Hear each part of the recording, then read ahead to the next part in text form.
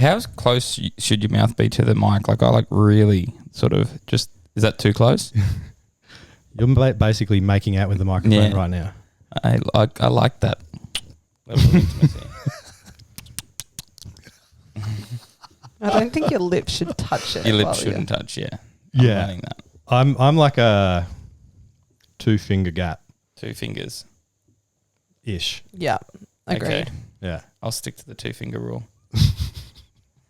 Talking about microphones here, right? Mm-hmm. You were trying to, you could get your whole mouth around the mic the other day. I did, yeah. You tried it? Yeah, I didn't try. I completed You the actually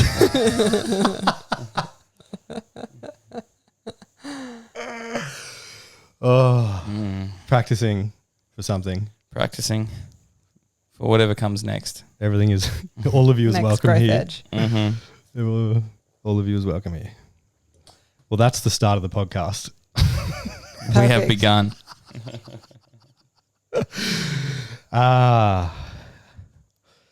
Welcome back to another episode of the Ant Marino podcast. Today I have some new friends, some amazing friends, beautiful friends, and also newlyweds, Meg and Jacob O'Neill. Welcome to the show. Thanks for having us. Right on, brother. It's Excited funny. to be here. Yeah, it's funny saying that. Thanks. It's like you go, thanks for having us. I'm like, I'm actually at your place. Yeah. I'm on your couch using most of your podcast equipment. You have taught us how to use our podcast equipment. Yeah, that true. was, you've This has added, been you've added valuable. value. This has been highly valuable already for us. Yeah, sweet. Good exchange there. Good exchange there. So for anybody listening that doesn't know Meg and Jacob, Jacob O'Neill was my coach and his lovely wife, Megsy. I met them when I landed on the Gold Coast, and they have been just 2 beautiful, amazing people to walk into my life. And I feel so grateful to have both of you in my life. I know like I've built a much stronger connection with Jacob because of the work that I've done with Jacob. But I equally feel, connected to Megsy as well. So I'm very grateful, very grateful. It's good to have you on the coast, bro. It's good to have you here. Yeah, it's beautiful. So today I wanted to talk about your love journey or your relationship journey and how it all started, how you guys met, and then just go from there. Amazing, bro. This is a story. Do you want to tell it? I think we can go back and forth, and at any point you need more clarity, just let us know. At any point you have a question about a specific thing, because it's very different to how we are now.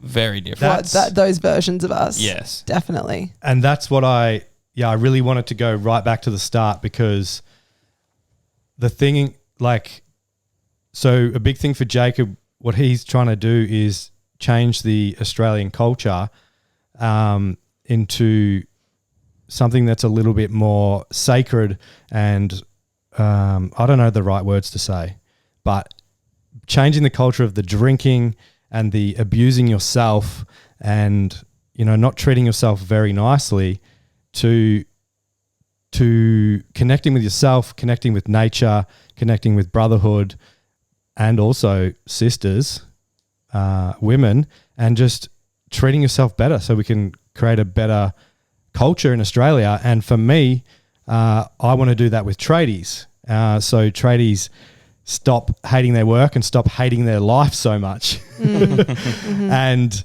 the big part of it is the relationship piece. They complain about their wives and stuff or girlfriends, and I would love to change that. And I know a lot of people will benefit from this conversation, because I'm not saying you hated her, but but you were very different to what you are now. Totally, man. The relationship really was the catalyst for growth. Like you're saying around tradies, it's like you want to support tradies, but a lot of the reason that men do work is their relationship falls apart. That's been a pretty common thread that I've witnessed in the men's workspace. But maybe we tell a little bit about our story, and that'll give some context as to just how important it was for me to go on the journey that I did within our relationship and within my own self to I guess arrive here with some level of emotional maturity and ability to open my heart. Yeah. Even though sometimes I forget. Yeah. That'd be beautiful, brother. Right on, man. Shall we start, my love? Go for it. You begin and I'll correct me. I was a grounded, spiritually connected, deeply embodied man in all areas of life. No, I was in Brisbane, so I moved from the country to the city, did a uni degree, and ended up working at a health food store, a grocery, an organic grocer after university because I'd sort of spent the last 2 years partying and carrying on, and I kind of lost my drive for any kind of meaning or purpose in my life. And I wanted a job that was easy, that was fun, that didn't require a lot of responsibility. And I got this job as a fruit and veg manager at a grocery store, just a small organic grocer, and Meg was a customer. Very enthusiastic. A very enthusiastic customer. And most people who know Meg know her for her enthusiasm and her insane curiosity, which is such a gift for so many men in our community, her ability to be curious and ask questions and make men really feel special. And that's something that I have opened more and more to and allowed myself to receive, even just today. I still forget, and it's nice to be able to remember. But Meg was a regular customer. I was in a position in my life where I had no responsibility. I worked, I didn't have a car, I rode to and from work, and I lived in a share house. I paid like $150 a week rent. I didn't have anything tying me down to besides going to work 4 days a week. So I was in a very carefree stage of my life, which for me was something that I'd never experienced, and like that level of anonymity. In coming from a small country town, being the eldest of four, being quite prominent in the community there, I always felt responsible. So this was a real, it was enlivening to have that. And I felt like I was in a really optimal state. I was eating healthy. I was sort of coming out of the partying scene, still doing probably 2 or 3 nights a week. But after that, I was like exposing myself to health foods, and that was really a whole new world to me. And then along came Meg. Along came Meg. Mm-hmm. Isn't that a song? Along came Mary. Some punk rock song. Very punk. But and Meg came in, and we sort of, I feel like there was like an awareness of each other, but not necessarily a connection until we started chatting when Meg came in. And then I remember she was just about to leave after she bought her minimal groceries. She was did lots of little shops throughout the week. I still do that. She was. You're a bulk buyer. I'm a minimal shopper. I'm a bulk coming man. in to see you more. Yes. Yeah, that's part of it too. Yeah. But splitting up my shop so I can stalk shops. And I just remember her turning around and be like, "What is your name? My name's Meg." With this like enthusiasm. I think I Shook put out my hand yeah. as well. It's like, "What is your name?" Kind man. But the piece here, I want to pass it over to Meg because I was in such I'd never encountered a woman that had a sense of wholeness, based on what I'd experienced. So I didn't really, I saw her as friendly, I saw her as alive, I saw her as magnetic, but I didn't see her as a potential partner because she didn't have any real wounds presenting. There was no real way for me to, I guess, approach it because I'd never met someone who was just completely content or completely alive. So it was really confusing for me. And I was also pretty blasé back. I was so carefree. I was like, she's just a really... incredibly blasé. She's so enthusiastic and this is awesome. It's great chatting. I love this. Little did I know that she was really excited by the prospect of a relationship or connecting. From my perspective, so the store Jacob worked at was called Ray Organics, and I was telling everyone about my Ray Organics boyfriend. I still lived at home. My parents knew about the Ray Organics boyfriend. And at that stage, I was very, probably like a year into my spiritual awakening. I was very much into like Abraham Hicks and like, your thoughts create your reality and like, oh my gosh, everything today I want to see a rainbow and I see a rainbow and like, oh my God. And just like real kind of like love and light and like fluffy positive vibes. Yeah. So I was very much, I'd come out of a toxic relationship like a year beforehand and maybe 6 months beforehand at this stage.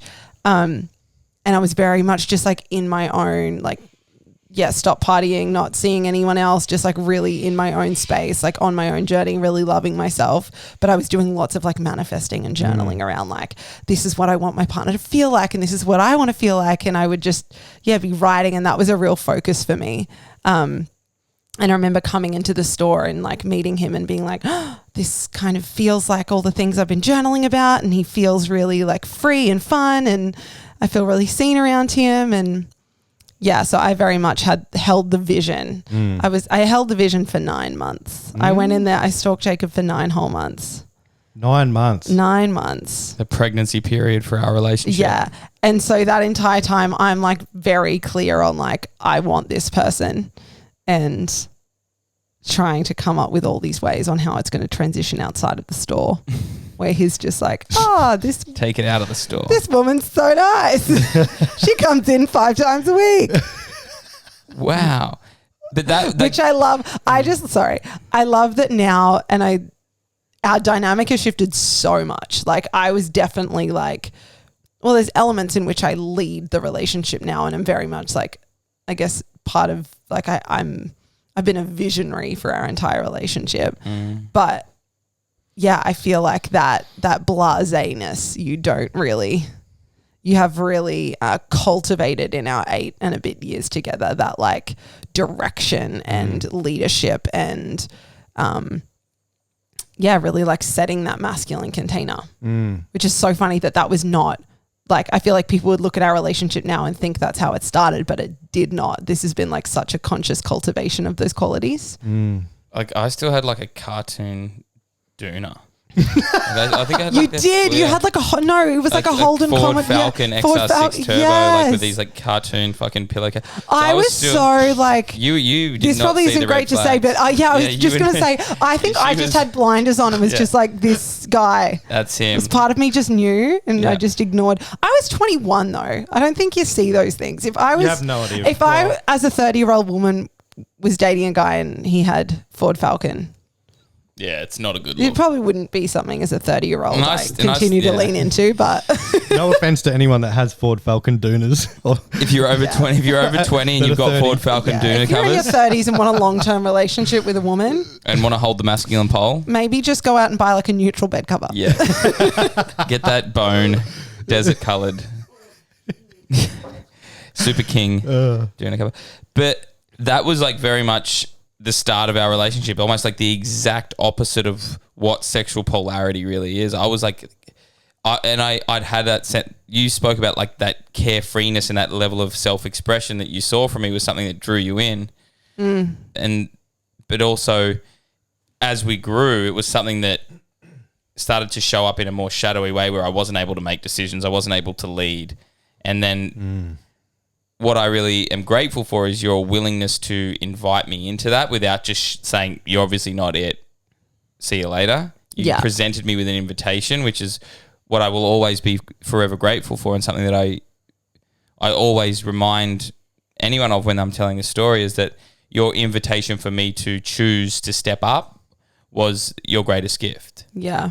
Because it gave me the opportunity to choose, not only choose it for myself, but to see it as a way to grow as a man and grow as a human, to be able to run my own business, to be able to live in an amazing place, get married, and hopefully start a family really soon. But all of that, But just for context, that we ended up obviously transitioning the relationship outside the store. Yes, we did. Finally. And that was because of me. I was going to say, did you ask Jacob out? No, it ended up, so Jacob's from obviously a really small country town, so we didn't have any mutual, like I grew up in Brisbane. It wasn't as if he went to a similar school to me or like anything like that. So I think I had a blog at the time and you ended up following the blog on Facebook, and then we were Facebook friends, and we'd chat sometimes. And then we ended up going to a party, the same party that we didn't really realize we had a mutual friend. And I'm thinking, I was telling my mum and dad and everyone I knew, oh, I'm going to the party with the Ray Organics boy. We're going to hook up. Like, oh my God, this is going to be it. And I was so fucking excited. How did you, just for clarity, like, did you say that to your parents? I'm going to this party to hook up with this guy. I probably didn't say it was gonna fuck. I was probably just going to like, something's going to happen. We're going to kiss or like, yeah. We're going to start, yeah. And that this didn't is going to be, no, it didn't. And you, again, we slept beside each other in the same bed with another girl that we knew. But from this place of like, I don't even know. I like remember the feeling of sleeping beside you that night and being like, oh, roll over and kiss me. Yeah. Like, roll over and touch me, please. I remember just like, no. And then the next day you were really hungover and you were like, I'm going home, and I'm like, I'll drive you. I was intense. I still am. Yeah. That's your, but I to be fair, I did have a cold. I was sick that night. You had a cold. Yeah, and I wasn't feeling my best. You sure it wasn't the hangover? The hangover came after the cold. Okay. Yeah. Then what happened? Oh, and then we ended up at a gig together through mutual friends. You gave me a lift home. I drove you home again. I was like I didn't drink at the time. I wasn't drunk, by the way, at that second gig. I'd had like 2 beers and you gave me a lift home. I gave you a lift home. Yeah, I came in with friends. I'm not like I wasn't an alcoholic. I should clear that up. You just liked a few beers. But then when we were driving home, we were talking about climbing a mountain. And I was like, let's go climb a mountain. So then we climbed Mount Coolum, and that's kind of where it all began. Then there's other parts of the story, because then I invited you over to my parents' house when everyone was gone and cooked you tacos, and again put mattresses out under the stars because I had a single bed. I put mattresses out and you still didn't get it. No. Again, I was like, we're going to fuck outside. What are you thinking in all this 9 months? What are you thinking? Sorry, Ant, that has been my question for 8 years. Oh, you still haven't worked it out? No. Or like what? Why? Huh? I think if I really tune, it's like I didn't have like my core desire most, like, and I'm reflecting on my childhood, like I never pursued women ever. It never was a characteristic of mine. It was never something that I cultivated, or I always wanted a girlfriend. I always like fell in love with girls, and I was like, oh, it'd be great to have a girlfriend, but I never really acted on that ever. Yeah. And I would always just do whatever I wanted instead. I'd always have activities, or I'd be doing whatever, and I loved being able to do whatever I wanted. After being in I had 3 younger siblings, I'd had a job, and I was always doing stuff with like my skate and BMX community, and always I was always the designated driver back there. So I had this sense of freedom up here that I just didn't see this as I saw this as like, oh, this is really like this is fun, this is cool. Like she wants to hang out, and I had been living in a house with two other girls for like quite a while. Yeah, you were very comfortable in friendships with women, and I think you just thought that's what this was. Yeah, and I think like if I really had have sat with it and got clear with it, like, oh, I'd love to fuck her brains out. I think if I had have like really tuned into like the animal beneath all that. I think this is beautiful too, because that's also a part of you've really consciously cultivated over the last 8 years. It's like that dark masculine, that like animal part of you. I think you were quite afraid of that part. Massively. I never wanted to cause harm or do damage or be seen as a violent man. And that's so much of what's in the men's workspace is this concept of the nice guy or the people pleaser. And I very much was that. And even though we had great sex early on and we were experiencing, that early on excitement, I still didn't have that killer instinct. I still didn't have that direction of this is where we're going, this is what's happening, this feels good. You initiated so much early on. And yeah, I'm super grateful for that. There's also a little bit of like, now that I'm in this space and like I've cultivated it to a degree, there's still always more work to do. There is a bit of like shame around that. Yeah. But that's our story, bro. I don't think you can, there's so many formulas and concepts, and we teach so much of that. And your path is your path. Like, totally. You can't, it's been so like, in what I've been saying after some pretty big experiences over the last 12 months, was like, we get to write our own story. And I think that is something that isn't really communicated in the relationship space. how important it is to like own your story and be okay with using concepts and tools and skills, but only applying them to the areas that you know are going to work for you. It's not like just a blanket approach. Yeah. Yeah. I just want to add one more thing, because I think the part of you that wasn't really pursuing me, that actually made me really trust you in a way. It made me really trust you, that you weren't just like a fuck boy, like going, I don't know. It set such a deep foundation for trust in our relationship. And I think then from that foundation, we were then able to, you know, when you later on, I really called you out for being a yes man and like just trying to please me and like not actually really like doing what you wanted and just saying what you thought I wanted to hear. So I think we evolved from there, but I think that was such a beautiful part of like our origin story, is the amount of trust that I had for you. I remember like, not saying you can't trust a man that pursues you, but that energy of like, oh, it's real, I'm really safe with you. And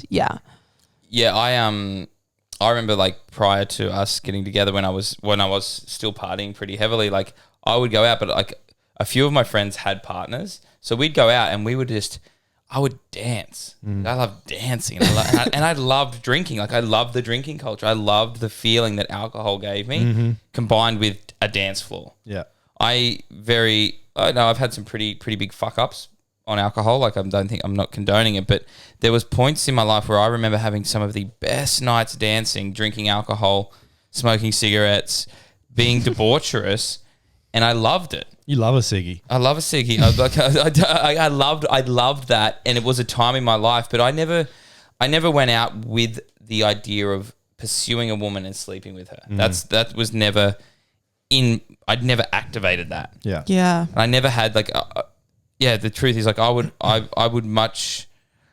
be much more likely for me to dance with a woman and fall in love with her and then think about her than it would be for me to like try to fuck her. Yeah. I was a very hopeless romantic in that regard. Yeah. For sure. And I think that's why I feel so much kinship with you, because I feel there's a lot of me, like similarities in me. I could never like pursue women. I was so scared of like being the toxic masculine and all that kind of thing. But that's another story for another day. I want to focus on you guys. But Megsy, you were talking about like kind of you pursuing, you taking the lead, you know, you instigating. Would you say that you were in like more of a masculine kind of energy back then? Yes. It's so hard, because I think sometimes these like I think there's so much use in the masculine and feminine, those kind of words. But then I think leadership sometimes is like, because the feminine has very leadership qualities as well. Like she is the visionary. She's the one that can almost like see. And so I think there was almost a deep part of me that could see, even though he couldn't, that, hey, I think there's something here. And I know you're not giving me evidence to believe you see that either, but I'm really seeing that for us. And my trust in that, and my trust to pursue patiently. Like I was never, even though I said I was intense, it was never from this like grippy place. I was very patient. And so yeah, I think there's like leadership qualities of the feminine as well. But then there definitely was. I was so much more comfortable I didn't know at the time that I wanted a man. Like now in our dynamic, I'm very clear that I want a place to rest into in my relationship. I don't want to be making all the decisions. I don't want to be the one, going, here's where we're going, this is where we're going, follow me or else. Like I don't want that. I deeply trust Jacob, and I love the feeling of being led and relaxing into him. And at 21, I didn't fucking know that that's what I wanted. Yeah. So I was just pursuing like, oh, this feels good. I was just pursuing a feeling, which I think is so interesting. Like the simplicity of that, I think really allowed this relationship to bloom and our love to bloom. And I think this is what we teach too. Like we teach polarity and we teach aspects of that. And I think there's like a time where that almost becomes redundant sometimes, or like becomes a bit of a cage. And like I'm thinking of a woman dating maybe, and it's like, oh, but he's not showing the lead, and he didn't do this and he didn't do that. But it's like, like stop looking at it through that lens and just like feel like, do you feel alive? Is there turn on? Do you trust? Like, is there a sense of trust? And polarity works best when you as a person are aware of it and opening your heart to it. Polarity just doesn't come to you. Yeah. Which is what we developed over time. But even like the enthusiasm, all of that was great, but there were times where you weren't really focusing on me. You were focusing on the feeling that was being activated within you when you were around me, right? So it's like this person I'm feeling the feelings that I want to feel when I'm around him or when I'm having a conversation with him. So it wasn't necessarily that it was me as Jacob. It had to be Jacob. It was like this guy is presenting with the qualities and the feelings that I want to experience. That was huge because I was very much do you know Abraham Hicks? I do. So I was very much like, I was obsessed with Abraham Hicks at the time. So their whole vibe is like, focus on the feeling. And even when Jacob kind of alluded to this earlier, but probably 6 to 8 months into our relationship, I just wasn't really feeling Jacob. And I was very clear I wanted to be in a devoted relationship and I wanted someone to grow with and to evolve with. And I just wasn't feeling that. And I remember I was house sitting in Byron and I was driving from Brisbane to Byron. And I remember in the car kind of releasing you in a way and coming back to like the feelings that I wanted to feel in the relationship. So I wanted to feel like, trusting, and I wanted to trust someone. I wanted to feel safe. I wanted to feel grounded. All of like I was evolving with someone and, really almost releasing the form. And that's when I really had that conversation with you to be like, hey, I want it to be you and I'm maybe not feeling like you want the same things as me. And it would be so beautiful if it was you and you wanted to continue this journey with me. And I'm very clear on what I want. So you kind of alluded to that earlier, that like when I kind of, what did you say, called you out or called you forth? And it's a double-edged sword though, right? Like I had my very strong beliefs and programs that were like, once I'm in a relationship, I need to be routined. I need to have a good job. I need to be safe and settled and certain. And Meg was on a journey of like self-discovery, expanding, adventure, curiosity, possibility. And all of that to me was like, nah, that's not what I'm here for. I'm here to make the money. I fell into a real strong pattern of like, this is what a man does in a relationship, which pretty much turned me off. Like I turned off any sense of feeling, any sense of excitement. I became quite a numb presence. So what Meg was really doing was calling me back into my possibility, what's possible, which was great. And also on the flip side of that, I realized how much I said no to everything, how I was always closed to things. And then that was like, okay, cool, I can say yes to stuff. And then that kind of maybe cascaded this kind of yes man a little more as well. So then I started doing absolutely everything. And then obviously we had other experiences that once we understood sexual polarity, once I started reading some books and understanding this concept, I started to see how I had been either one or the other. I was either a no or a yes. No, I was always a no or always a yes to everything. And I had to like actually learn how to explore these energies within myself to be able to bring some sense of like a sense of myself to the relationship where I knew my boundaries, but I was also open to being open to something new as well. Beautiful. And then what was the next step after that? After I kind of called him forth? Yeah. I know you said you started reading some books, but... Yeah, I think once we had that conversation, you were naked in the shower in your hometown of Weewar, and I was in Byron. And I heard that story the other day. Spot to be. It's just like I'm sitting, like I'm in my family home. I'm staying in my childhood room. Meg rings me. On the verge, do you want this? On the verge of breakup. But it was an invitation, right? So it was like, and I'd always been very, very reliable in my family, right? Like all of the, I had a lot of people that I would shapeshift to be a certain way around, and I would never say no to my family. And I remember, I think I came down to Byron. I think it was one of the first times I said no to one of my family members that needed me to do something, and I chose you. And it was like, it was dead. It felt like death. Like that's a pretty horrible thing to feel, right? It's like I'm choosing my partner who I love over going and helping a family member with some menial task, and I want to choose the exciting, adventurous, go down to Byron, spend a weekend away. But I didn't feel like that was the right choice. I thought I should have gone and helped my family move something or do some some task. And I'm like, I've really been dimming my experience of life. I've really been like holding back. So it was a great. I remember we had such a good weekend down there. That was such a fun time. Yeah, we went after that conversation. We then, where you were like, "Yes, I do want this." Then you came to visit me in Byron, and we went to Crystal Castle. Have you ever had your aura read? Yeah, I got it. We got it read not too long ago. So how was yours? They said it was equal. Oh, love that. Jacob's was black and red. No. It was fully black with one red spot. Let me explain this. Meg went first, right, and it came out, and Meg had this technicolored. I had angel. wings. Meg had angel wings behind her, and I was like, "This is cool. I can't wait." I sat down. And the woman was like, "Wow, oh my gosh!" And I had all these colors, and she was describing them all, and she was just so like excited by mine. Yeah, and then I hop in the seat, and I'm like, "All right, cool, did it." Sitting there waiting. And then it comes out and it's just black. With then then this tiny little tinge of red just shows up. And I'm just sitting there and I'm like, well, where's the rest of the colour? And the lady's like, oh. And she literally, we then went into the crystal store. Yeah.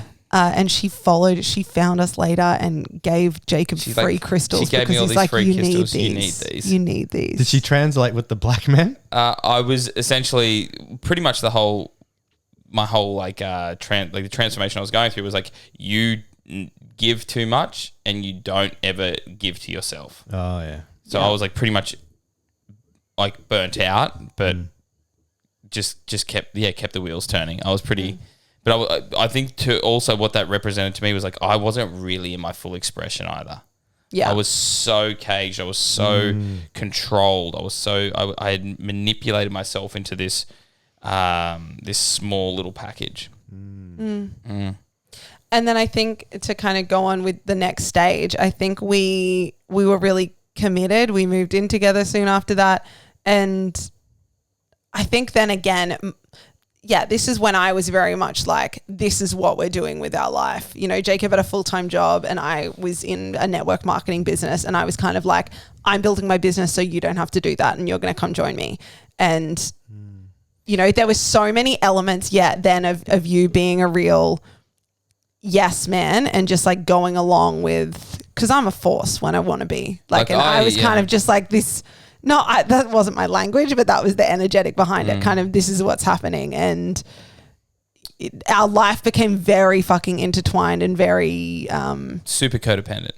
Yeah. To a degree. And I think my idea of like, at the time, my idea of like, love, or like my idea of the perfect relationship, was us really deeply working together, you loving all the things that I loved, you coming to yoga with me, you doing all these things.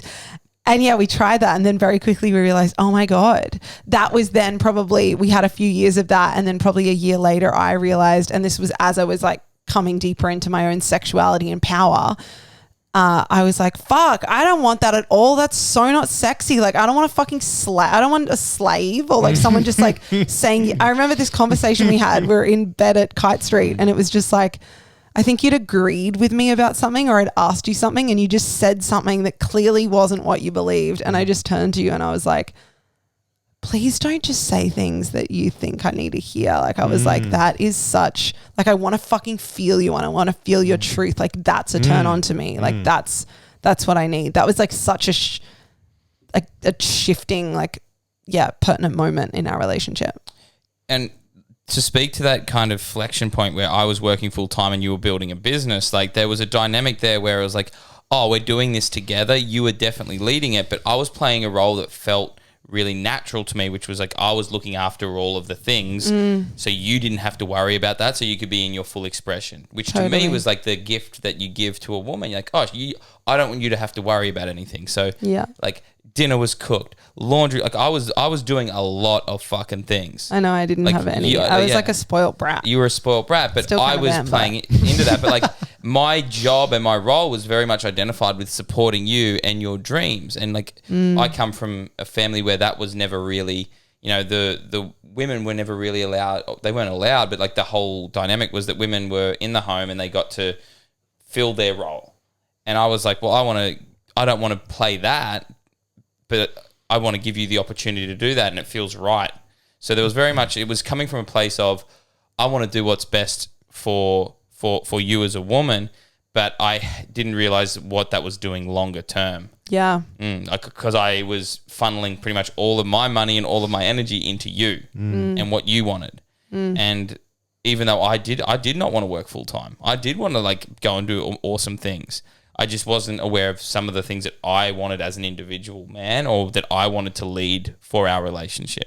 And soon after that was such a huge thing for you then, like almost like finding yourself, coming back to not living for me, not living to serve me. I think that was almost your idea of like what it was like to be in a relationship. You were here to serve me. Yeah. And you still have elements of that. You're amazing at looking after me and nourishing me and loving me, but it's like your life isn't serving me anymore. No. And sometimes it might feel like that's the bittersweet thing of like when you're in a monogamous relationship, you love the other fucking person so much, you don't want them to feel discomfort. You don't want them to feel pain. There's an attachment to that person. Like you choose to marry them for a reason, but it can be really uncomfortable to watch another person go through a transformative experience, to go through a dark night of the soul.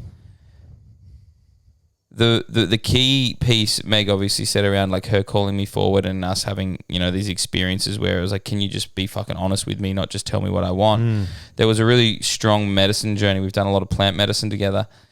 A really strong medicine journey where we were climbing up a mountain and you were on fire that day. You were like number one athlete. I literally thought like they should give this stuff to athletes. I think I said that to you after. I was like, this shit is so good. Yeah, well, I was carrying a couple of the bags, right? And I was always the pack horse. I was like, I'm here and I'm doing this because I want to, but also because Meg wants to. And this was the first medicine journey where I'd really had a direct experience with the medicine, the teacher, the plant teacher come and be like, we're going to focus on you today. We're going to focus on you. And I remember being halfway up the mountain and watching Meg just get further and further away. And I was carrying these bags and they were getting heavier and heavier, and I felt the nauseousness come up. And all I kept hearing was, let her go. Let her go. She's okay. She can handle herself. She can look after herself. And I put both the bags down and I just fell to my knees and I was just like purging and crying and being like, I don't want to let her go. And it's like, let her go, let her go, let her go.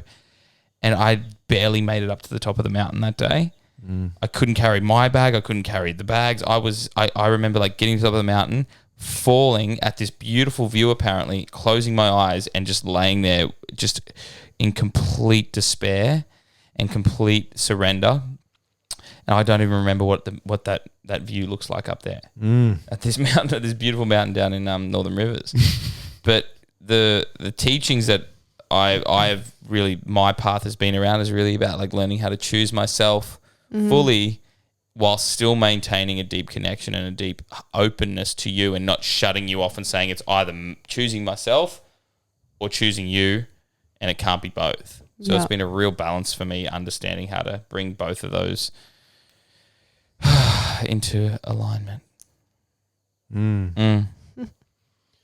So when the surrender was coming through and was saying like, let her go, what did that mean, let her go? It meant that I couldn't control her happiness. I couldn't control her. I was not responsible for her, which is a concept of non-attachment, I guess. It was really confronting because I'd always been taught that you look after women, like you look after them, and that was always, my mum was very strong. Like, when you have a partner, you do everything for them, because your father does nothing for me. And I was convinced that my role, my reason that I'm here on earth is to love a woman so fucking much that she never ever feels any form of discomfort, pain, suffering. Yeah. Which is a really noble thing, right? It sounds so beautiful. Noble. It's like, God, he's such a nice guy. But it's like, nice guy. At what cost? It would cost me my fucking the sacrifice of myself. It was a very martyr energy. It wasn't very healthy, and Yeah. And I think I vibed that for probably the first half of our relationship. Like that worked for me. It worked great for you. Because I literally had a mother that did everything for me and lived with my parents until I moved in with Jacob. And then he was this man that wanted to deeply serve me and wash my clothes and cook my food and do all these things. So for me, that almost like maiden, young, not fully stepped into my like, the fullness of my womanhood yet. That was like, fun, great. Man, I remember. And then as I started to deepen and descend into myself, it was kind of like, fuck, where the fuck are you? Like, I don't want just someone to serve me. Like, I want to fucking feel you. Yeah. Which is, I'm super grateful for, because like she could have just been like, yeah, okay, you've got a slave vibe. I don't want you anymore. I'll just go and find a guy that's already there. I'm not going to wait. I'm not going to wait around for you. But I remember when we were at Kite Street, we had this walk-through wardrobe. So our bedroom, walk-through wardrobe, and then the bathroom. And I just remember clothes piling up. And they piled up, and man, like I should have done, like I nearly needed to do breath work just to go to the fucking toilet to regulate my nervous system, walking through this fucking pile of clothes. And I was just like, this is your practice, Jacob. This is your practice, is to not force her to do it, but let her choose to clean these fucking clothes. And that, I remember like the same sort of thing. Like I feel like I've been painted in a certain light of like, I think it's like a relationship is an invitation to really hold that other person as they go through their transformation. And that for you, I remember like I was so comfortable doing all of that stuff for you. But for me to choose myself, I had to leave space for you to do those things, right? And feel that support from you, and for you to be able to support yourself, and for me to redirect that energy into cultivating who I was, or returning to who I was. But yeah, I just remember that being a big moment when you cleaned that. I was just like so happy. I remember feeling so much. I felt so loved. When I chose to pick up my own clothes and clean them, it was just like, oh my God. God. As a 27-year-old woman, or however old I was. It was just like the most nourishing experience. I was like, but that was also what, like I was taught that was the most loving thing you could do for someone, was to support them and look after them. And when you did that for us, I was like, that feels like she cares about our space. She cares about me. She cares about our relationship. I think you just said something that I think is such a thread or an important piece in relating. It's like, I did an Instagram story about this morning too, that often when something is annoying us in the relationship, it's not about like, to a certain degree, that was about me leaving the clothes on the floor and the inconvenience of like there being dirty clothes. But beyond that, it was about you not feeling respected by me, and you not feeling like I was actually respecting and seeing and valuing what was important to you. And I think that was such a shift when you actually explained it like that, when I would leave things around the house, or I wouldn't do things that were really important to you or valued by you. When you described that to me and how that felt, it was like, okay, this is a way that I can love him. It's not about the fucking clothes. It's actually a practice and a way, an offering in which I can offer him my love. And that was a real game changer, seeing it like that. Yeah, I was going to say, in that moment, you probably felt deeply respected. That's why you felt so loved. Totally. And we weren't poor when I grew up, but we weren't, like I had to save money to buy things that I really liked. And I like presents. I like material things. I like things I can touch. G-Wagons and shit. But I remember like I would look after I would be so loving to the things I owned. I would like all of my stuff would be folded. All of my toys or all of my possessions were always looked after. Like my push bike was immaculate. My fishing rods, everything that I owned was always looked after. And then to have someone in my space that didn't have that same value as me, like Meg, you did not give a fuck, at really all. Didn't. And there was some stuff that I owned that you did not give I remember you got into these bulletproof coffees and you were putting them in my NutriBullet. Yeah, and it was the boiling water cracked the NutriBullet. And I was just like, this motherfucker, how could you do that to me? It was like she'd done something. I was like, she meant I was like, and I made up this whole story, but it was just that I hadn't communicated the importance of the things that I'd spent my time and energy earning money to then go out and buy, and you just hadn't had an awareness of that. Yeah. So as much as you can blame your partner for not respecting you, there's also a part of you that hasn't communicated what is important to you as well, which I had never ever really spoken to you for a long time through our relationship, because I was the one that could handle all of the menial shit. Yeah. And not worry about, just don't worry about me. Worry about your business, worry about what's inspiring you. And yeah, let me just be the nice guy and be celebrated for that. Bad recipe. But then that becomes the practice, right? In relationship, it's like, yeah, when something is frustrating, it's like, oh, how can I open my heart and share what's beneath this? Like, how can I share it with them? What's beneath this? Because it's not just about the fucking like cracking the NutriBullet, even though that's really annoying.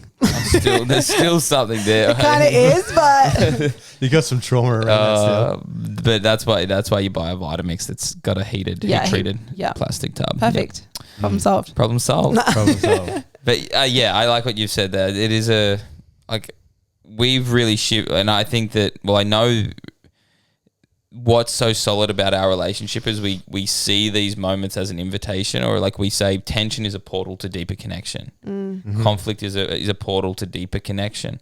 And we still go through challenging situations. I still close off and don't speak what I need. You still do what you do. And in that, there is an invitation for us to connect through the tension, or to meet the tension and go through it. And it's a really beautiful practice once you cultivate that capacity for it. And it's never about the burnt toast or the NutriBullet cracking or the clothes on the floor or the date that hasn't been booked. It's never about that. It's always about some form of energetic experience that we're wanting to calibrate. Yeah. And even if it does feel like that's the thing, I think a big part of it is then letting go of the paradigm in a relationship that there has to be a winner and a loser. I think that's just like standard. That's standard relating. That is how you see it in movies and TV shows. It's like when there's a fight, someone has to be the one in the wrong. Someone has to be the one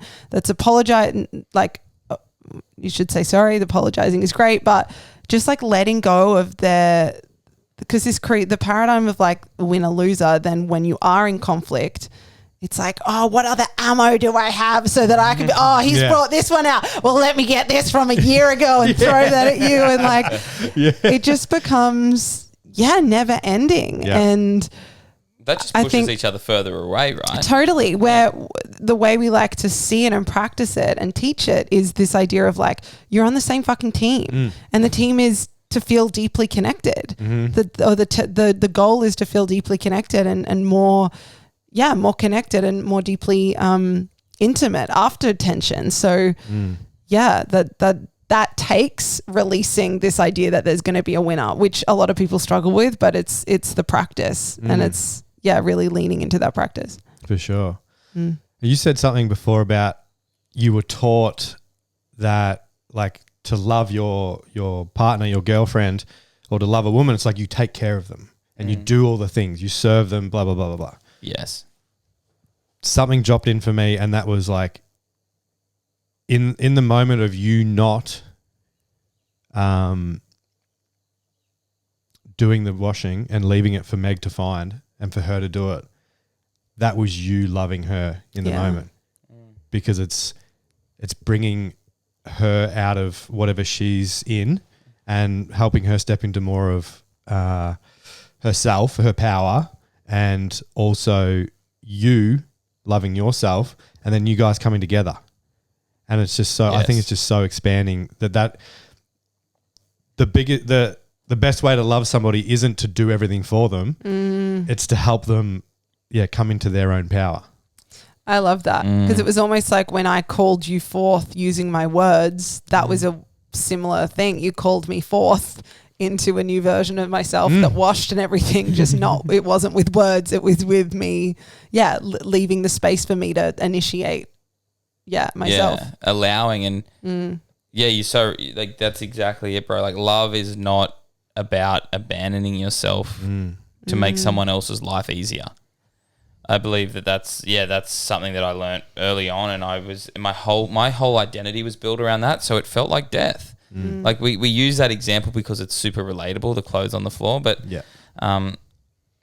there was a part of me that was dying that was like, oh, if I don't clean those, then I'm not a good partner. I'm not looking after her. I'm not. Oh, if she has to do them and she can't work on her business and she can't do what she loves, and that means that I'm inconveniencing her. So I became like and my biggest journey, bro, is self-worth. Like I really struggle, even though I'm a coach and even though I'm a lively person who runs retreats and does these things and works really hard on my relationship to make it, put effort in. There is a big thing around self-worth for me, around feeling worthy of love. Even today, like just actually like being able to like vulnerably say, I want you to hold me. Like that's fucking torture. Like that feels death, like a death sentence to me, because it means that I'm not the one who's in control. You're not the masculine pole. I'm not the masculine pole, but it's the same sort of thing. Is the thing that you're being called to do will require a level of vulnerability that breaks through and a sense of identity that you have, like always. And that's I think the coming together, the piece that will break that winner-loser mentality that Meg was speaking to, which society's built on, whether you sport or business, it's all about what can I get? How can I get further along than this other person? Or how can I beat this other person to get something? The key piece that I've found that puts us on the same team is that like letting them in. It's the vulnerability that really allows that connection to really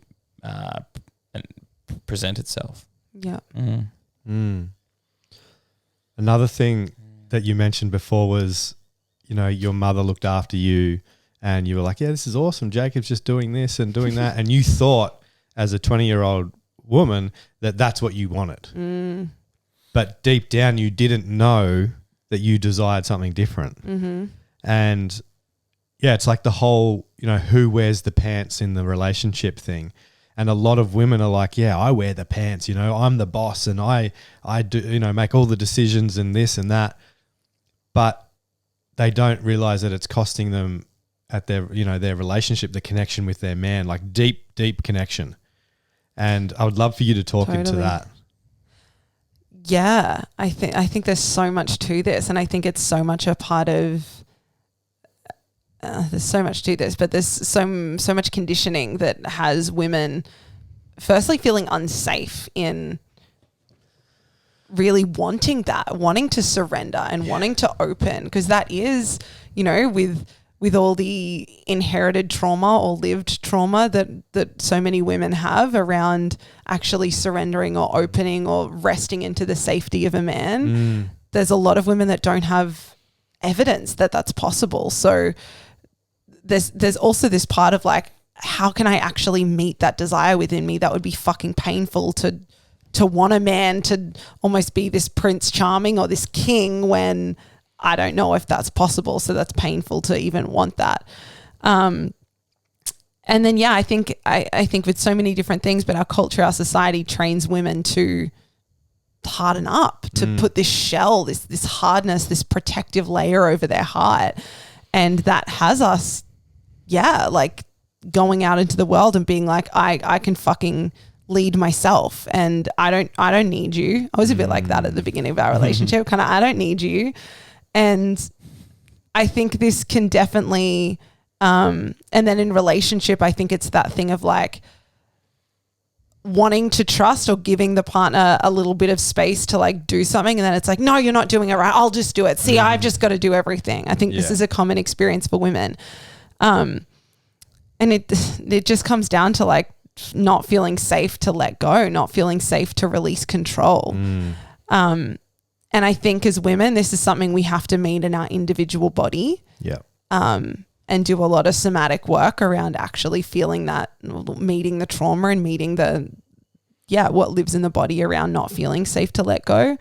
But I think in terms of within the relationship, the practice then becomes like, can I just give him space to take the lead? Because oftentimes there's going to be a fucking time lag, and it's not as if you're like, okay, as a woman, okay, I'm going to let him lead me now and I'm going to open my heart and then he's going to just get it fucking right 100% of the time. It's like there's going to be an awkward time period where you're going to be trying to let go and feeling the part of you that's like, I don't want to let go, but I do want him to lead. And then he's fucked it up and he doesn't done it the way he said he's going to take me on a date, but I don't like this place he's taking me. And oh my God, I want to say something. And it's like a moment to moment practice of, and I know that feeling in the body, in the body of, as a woman, like when you were starting to like lead me more and like really direct our relationship more, there would be parts of me where I would be like, you're not doing it right. And almost like question Really? you. Really? And I think some people would call this like feminine testing. It's like a part of like, sometimes I still do it. And I find it so fucking sexy when you just look at me dead in the eyes and are like, I can see what you're doing. I've got this.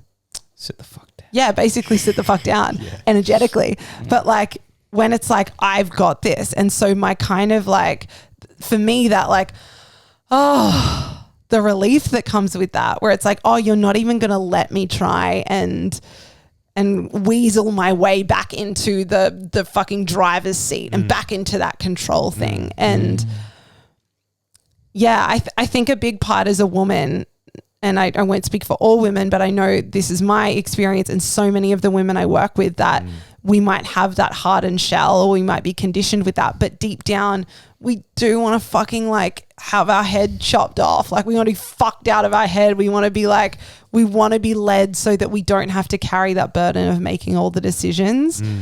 And that has us then being able to relax into our feminine and bring the nourishment of the feminine to the relationship. But that's a fucking practice. And I think the practice happens in the body of a woman, like on an individual level and meeting the somatics of that. And then it also happens in the practice of relationship, like noticing the part of you that when the body grips and you want to tell your man what to do, or you want to emasculate him, or you want to like, you've told him that, take me on a date. And then while you're driving to the date, you're asking like, no, I don't really feel like this now. Or like, nah. We've had but that's many moments of that. That's where you have to see that it's not about getting it right as a man. It's never about getting it right. I don't know how many times I've fucked it up royally. I'm thinking of that time when we went to go to Thai and remember you had to go for a walk around the block in Burleigh. God. That was fucking hilarious. But we ended up having pizza on the point, and I think it was rocky there for a few hours, but it was what I really feel like Meg speaking to you around that feminine testing is like you've got to be willing to make the decision, stick to your decision, experience the discomfort of the wrestle, and then really if she's being a fucking brat, bring awareness to that. Like, hey, you wanted me to take the lead and you're still trying to hold on. What the fuck's up? Yeah. You want this. I would say you do it. You do that. You say that really directly now, but in a moment you would not say that directly. No, so I I'd wouldn't probably say bring more consciousness to that. I get a bit. Probably don't say that. But there is that place where you get to hold the seat of consciousness, I would call it, as a man, where you're aware of, hey, I'm in the lead. You're trying to grab hold of the reins. Rather than me just say, here, have them. You said that you wanted this. Obviously, you don't have the reins, and just bowing out. The invitation is to bring an awareness to that. Yeah. So feminine testing is great because it's an opportunity for you to reflect back to your partner where they may still be trying to vie for control, and where you can invite them into actually, hey, it's safe for you to let go. Hey, we're going to get pizza tonight.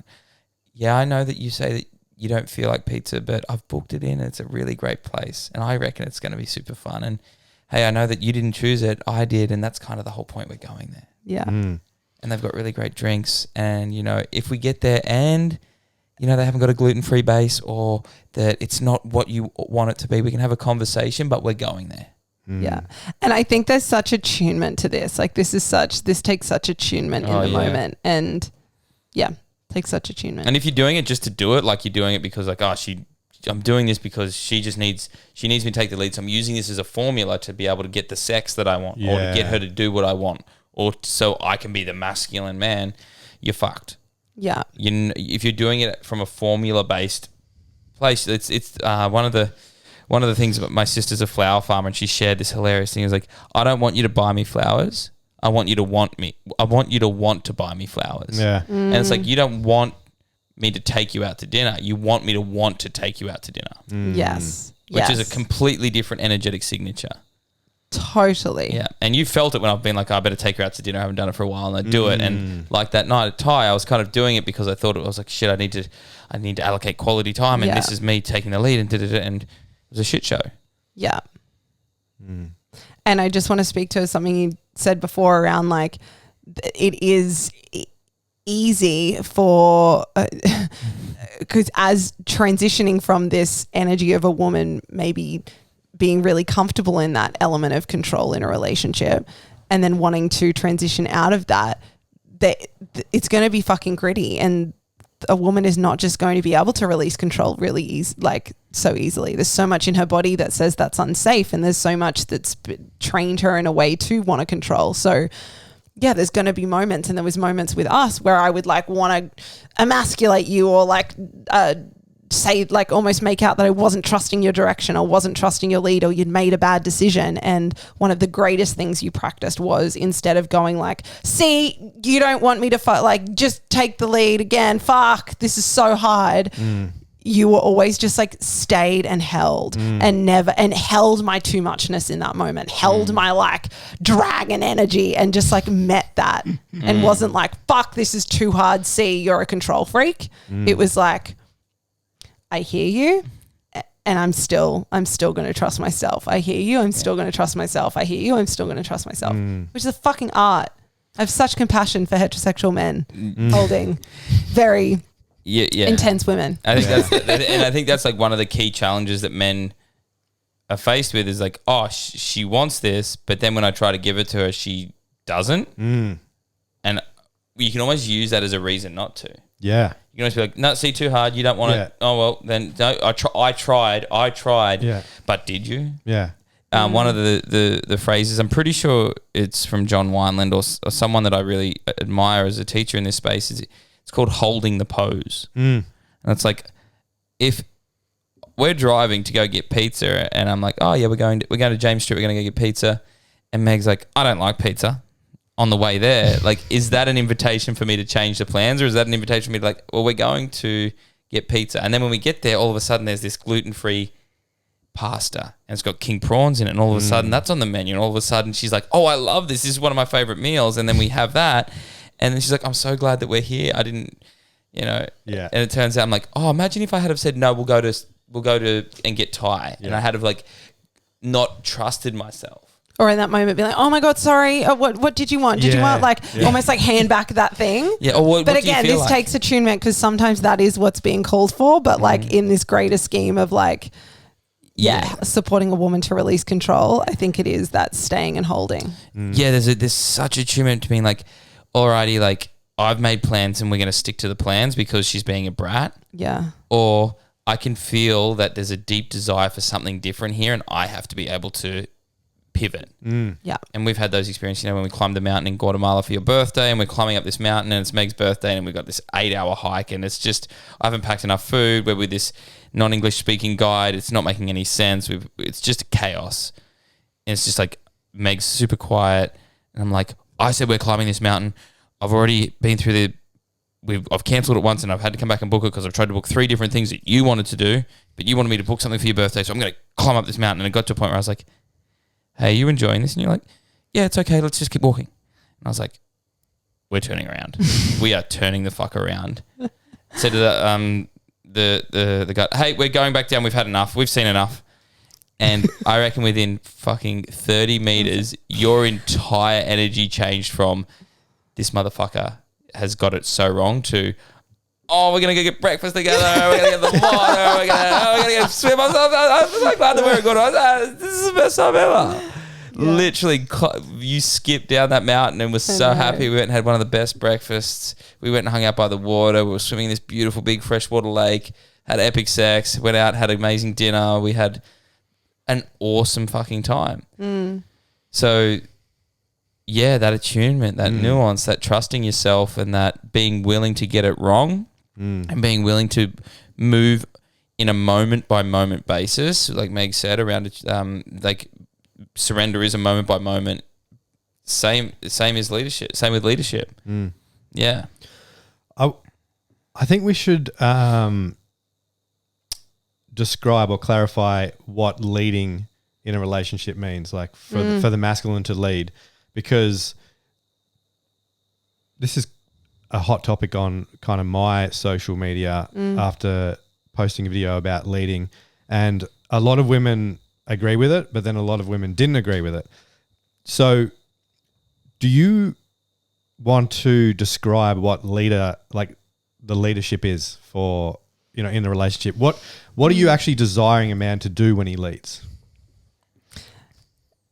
Yeah, and I think there is a lot of I think this isn't so black and white, and we use the word like nuance before, Jacob, and I think this is so nuanced, and it's so different for every woman. But I feel, and again, I'll speak for myself and so many of the women that I coach and I lead, and almost like what I see amongst the collective is women that have been hardened and women that have been basically told to, harden up and push their, the deep feeling feminine essence down to get along in the world. Because they've been told they're too much. Yeah, totally. To cage up all these different parts. Yeah. They at the core of them, at the core of us, we deeply crave a place that we can just relax into and be our too muchness, that we can be celebrated and honored in our too muchness. And also, someone that for me, it's someone that can lead not my entire life, but offer me moments where I can get out of my head.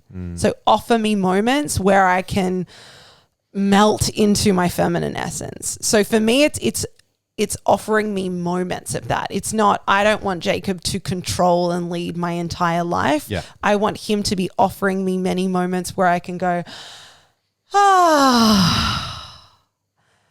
that's really the feeling. It's this of relief and this letting go. So for me, this kind of looks like some of the, and for me, this is I get a feeling in my body of letting go, and it uncages this feminine essence within me. And I run a business. I can be really head down, just get into it. And so there's these types of things that Jacob can really do in his masculine leadership that can support me to relax back into my feminine essence.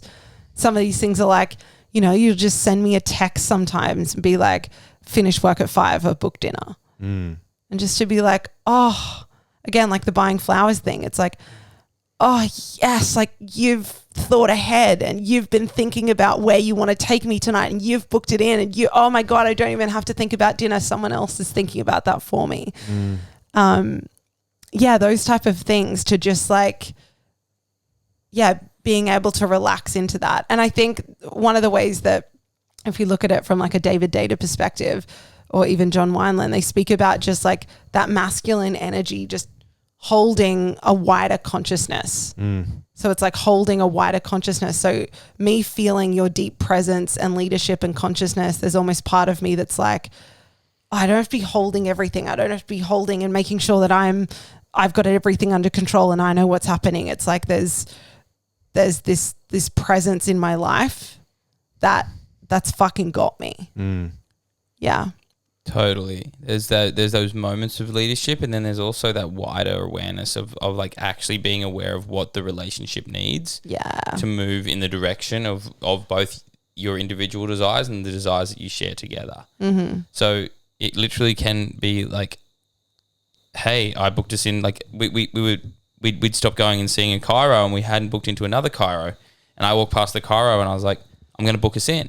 I'm thinking of what needs to happen for us to live in an optimal state. And I'm cool, all right, I can take the lead on that. And that's a decision that I can make for us that means that Meg doesn't have to think about it. I messaged her and said, hey, we're booked in Thursday to go chiro. There's decisions that you can make for the relationship that take the pressure off the partner, off one of your partner, one of the people in the relationship. And I think there's those types of leadership moments which are really helpful as well.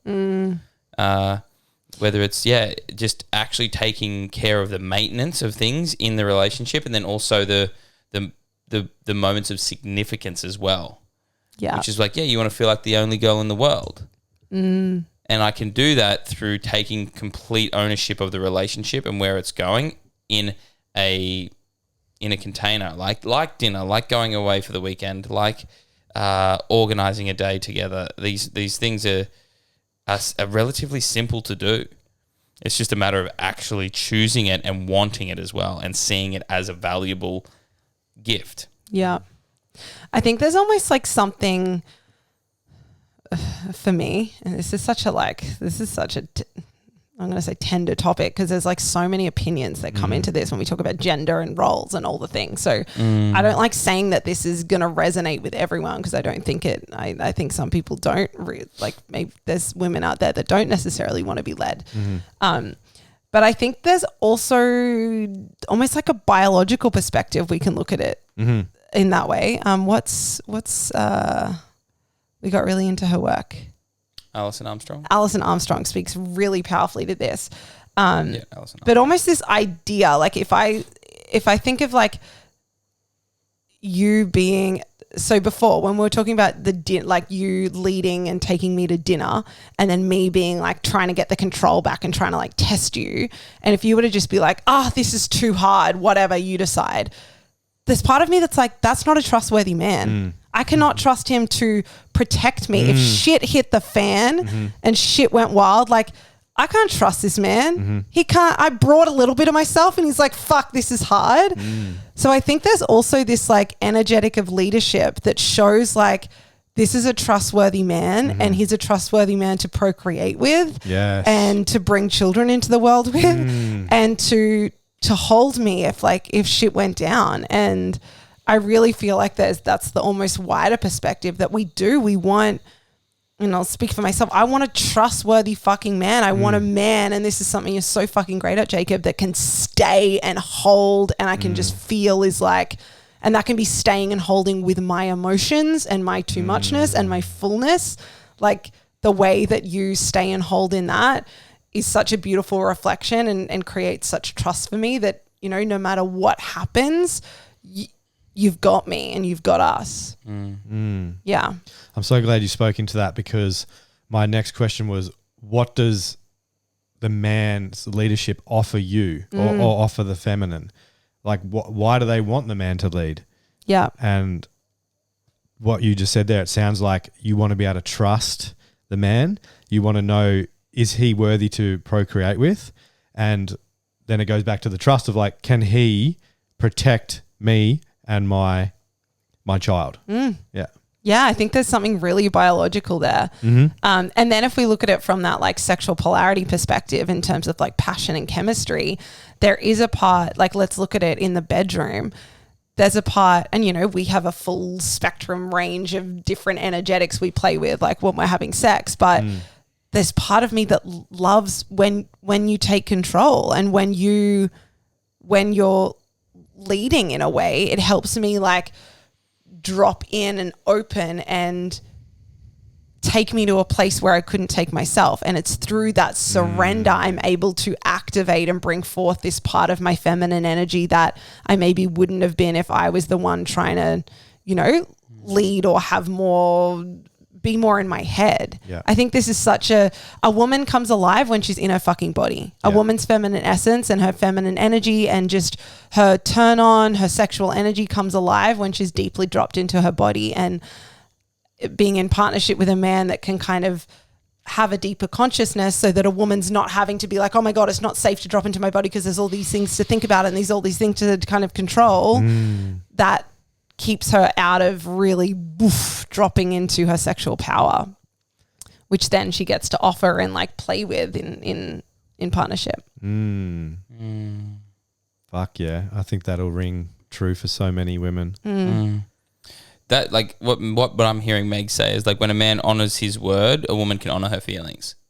Ooh. And that like if you ask me as a man, and like I'm not here to say what a man or a woman is and be all like dogmatic, but for me, like if I wanted to be remembered for something, it would be for a man that honoured his word, not a man that honoured his feelings first. And I know that's nuanced. But if you said, Jacob was a man of his feelings or Jacob was a man of his word, I would rather Jacob was a man of his word.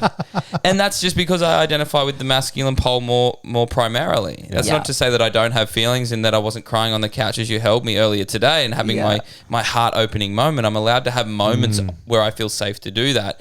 But if I wanted to hold a primary energy, it would be a man who commits to his word, is honourable, and cultivates a deep sense of respect from his peers by being that masculine pillar. I don't want to be a free-flowing, open, expressive, wild feminine being. That's not what I want. I don't want to be seen as that because I don't want to be that. Yeah. And I'm not making that wrong if another man desires that, but I know for me, and this is where it's, once again, the nuance is you got to know what you want. Yeah. And what you want to bring, and then find someone that you can explore that with in a relationship to meet deeper parts of your sexuality, create deeper moments of connection, experience what it's like to adventure through life or have children or go into communities or go and do these things. And it's really about finding that ability to explore that spectrum together.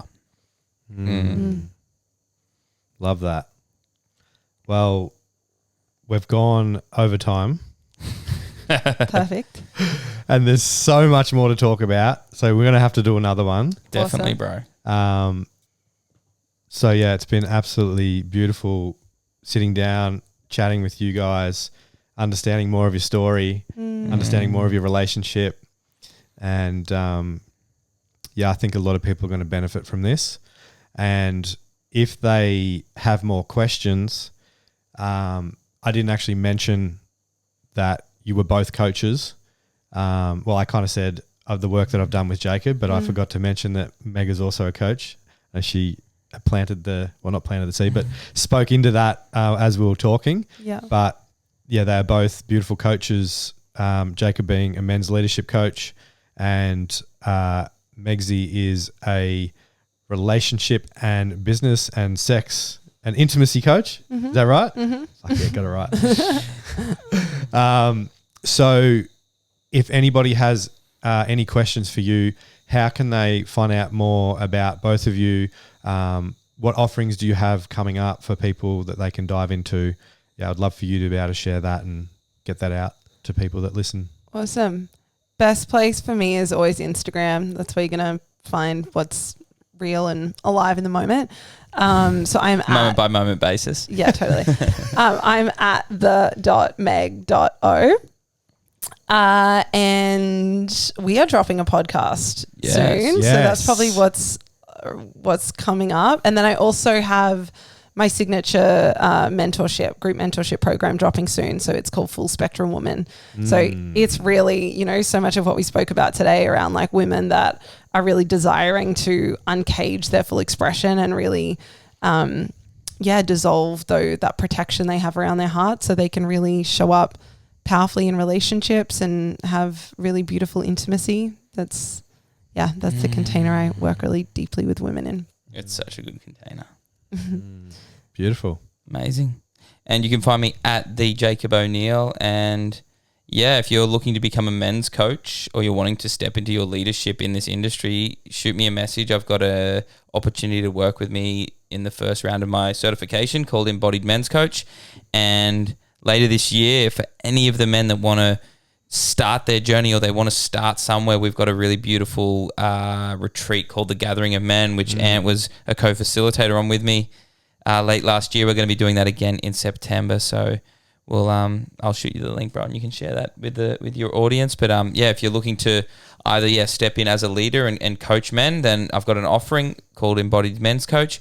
Or if you're wanting to just come and experience what it's like to be in brotherhood for 4 days, come and kick it with the brotherhood at the Gathering of Men. Yeah, it's going to be epic. It was epic last year.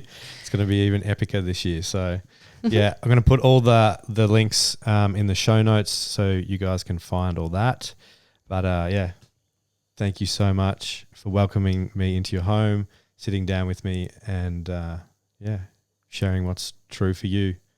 I love you guys dearly. I love you. Love you, bro. Thanks for having us on this. It was a super fun conversation. Yeah. Right on. That's a wrap. Woo! You. Brah.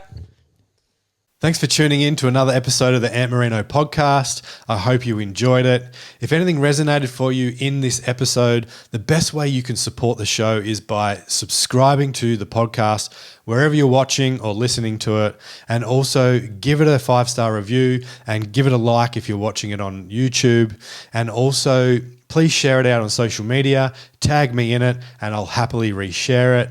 And also share it with your friends and family. This helps get it into more people's ear holes and eye holes, and we can slowly start to change people's lives for the better together. So thanks again for tuning in. Love your faces and have a great day.